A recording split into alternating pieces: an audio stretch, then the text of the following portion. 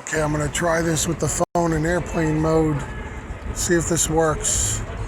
You know, on Android, you cannot turn off the phone without turning off data. And, so if you don't want to get calls while you're doing the recording, it's a real pain if you want your data connection. So anyway, I have these pages up. If they die, I'm going to have to turn off airplane mode. So here's my site, techbait.net. It does all kinds of news articles for crypto and technology. So earlier in the day, it's not on my site anymore because it rolled off because it constantly updates, but there was this article. Okay, good, it's still in the cache. From CryptoVest. Tethers have a competitor, True USD. The TUSD token promises audited fiat backing, okay? Bittrex went live with this thing today, and I'm hoping Binance does it as well as a few others. This thing is supposed to be, it's actually an Ethereum-based smart contract. It uses a smart contract on Ethereum, which is really cool. And it's basically, the money's in escrow, and it's supposed to be an audited, true one-to-one relationship with dollars. None of this printing tethers as if it's fiat, the way Tether's doing it. And hopefully, if this is all true, the whole space can move to this.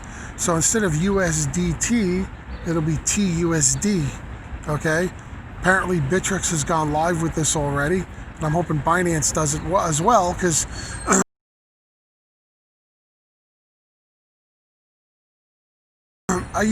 I really like Binance a lot. They really need to get on board with this thing.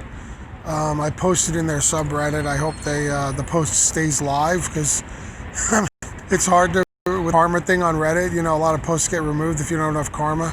So anyway, I've been on Reddit for years. I still don't have enough karma for certain things because I don't post there constantly. So anyway,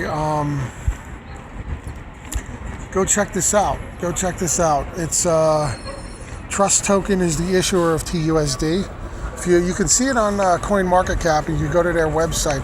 They have multiple websites for different tokens that they have, and they have under CoinMarket, the second website is the one that leads to the site page for this token.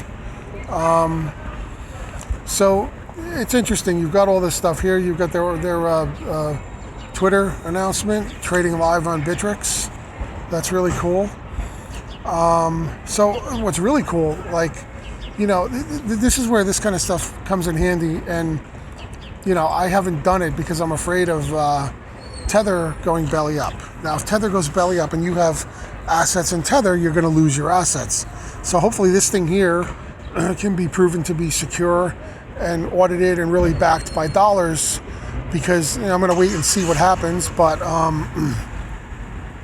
what happens is you need a place to dump your assets, to sell your coins to, or to have a certain amount of fiat-like,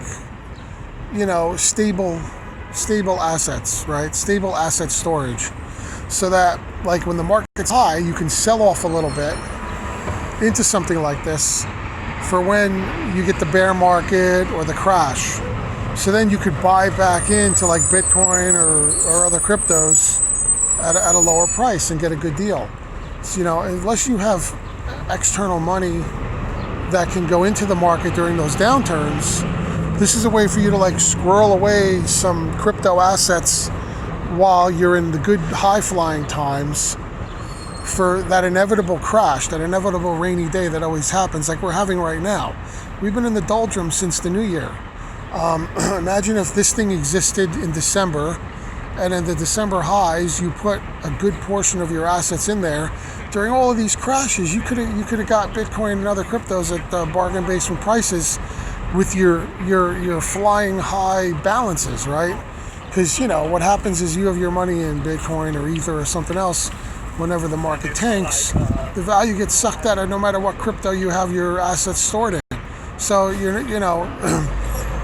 that's the problem. And unless you have external fiat that can go in during these times, you're screwed.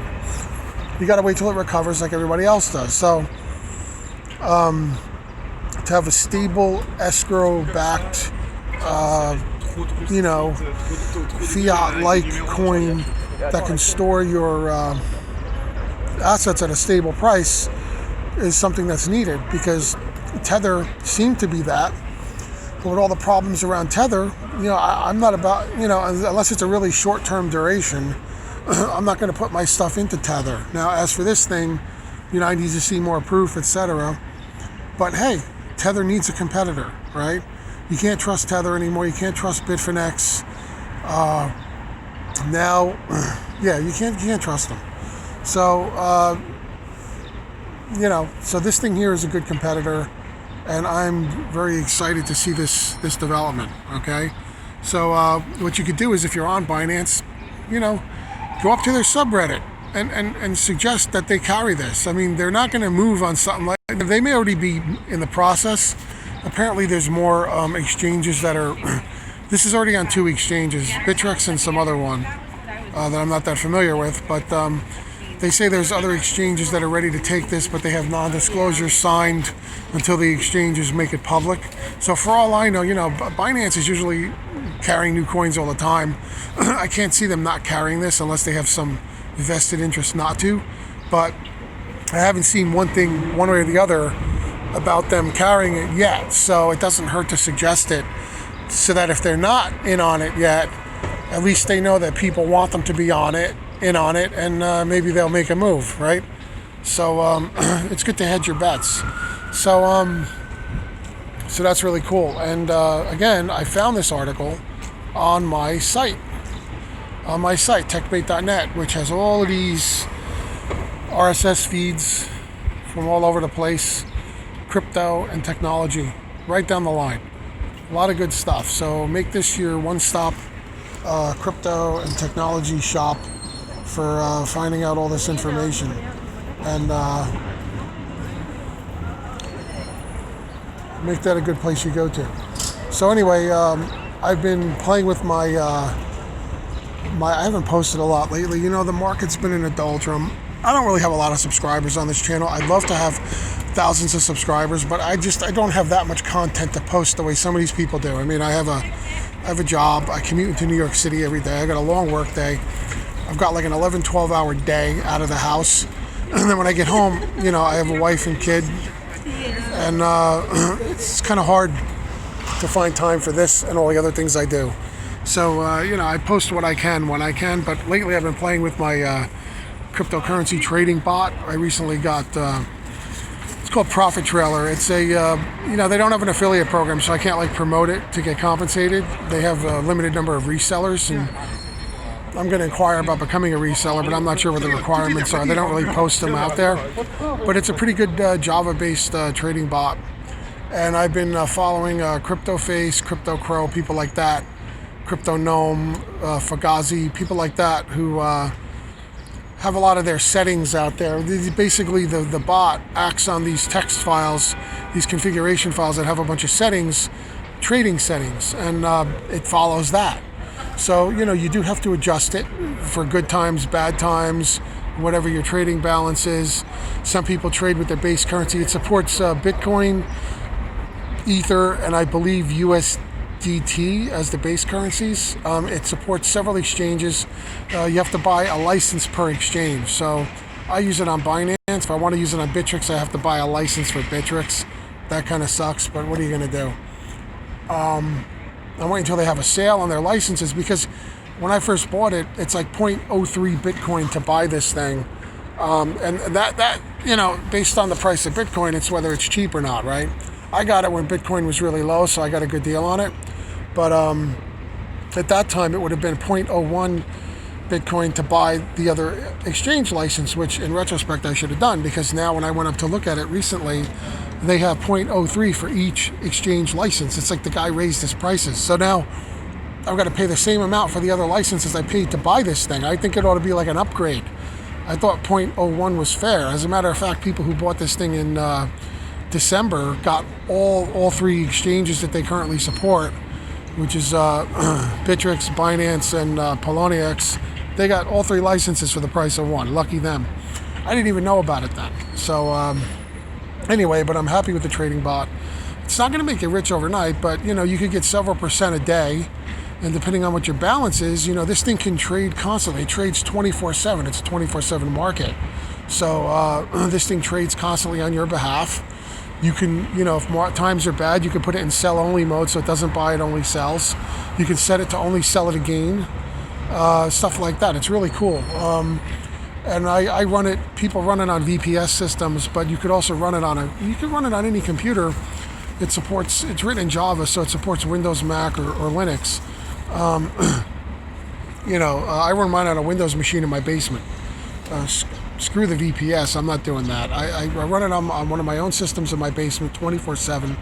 I access it from my laptop via remote desktop or something, and I even have a remote connection to it, so I can access it any time of the day from my phone if I need to do like an emergency setting. Like today, I set it in sell only mode because the market's kind of crappy, and not that it would have been buying anything anyway because it used up my available balance. I was down to like $5, but the cool thing is that I was able to put it in sell only mode so that when it does sell the assets it has back into Ether, which is my base currency I'm trading with it, the stuff will stay in Ether until I'm ready to trade again. I'm not going to have it buying while the market's tanking, right? Because then it's harder and harder because the thing is set to do DCA buys on these things. So you end up with these things called DCA bags. What happens is when something is dropping, it buys up to several levels that you define.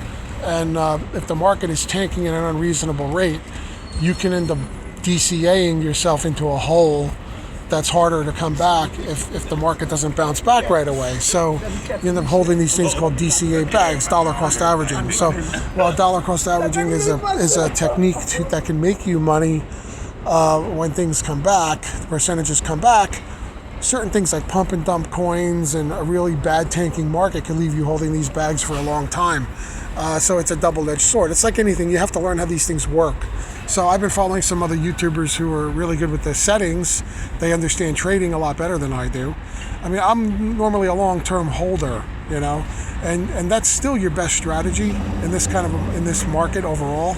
That's how I made my initial gains in crypto, was buying at a certain point and holding until the thing went wild and things expanded. Now, my overall portfolio is a lot less than it was in December, but as long as you don't sell your stuff at a loss, you haven't really lost anything. You still get the same number of units that you had before the crashes, right?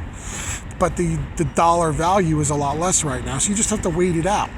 And that's where, if we circle back, this Tether thing comes in handy. If there was a True USD, which is actually more stable than Tether, and I wasn't so loath to put money into it long term, like months at a time, because I don't fear that it's going to crash and lose my assets, then, I want something like this for the future, because now that I know how this market kind of is so volatile and goes up and down and has these months of the year when it's known to go down, like at the beginning of the year with New Year's and Chinese New Year's and things like that, next year I'll be in a much better position to have assets stored in something like this TUSD if it pans out. And then when the inevitable market tank comes, I can get a lot of these things at the lower price and increase my positions that way.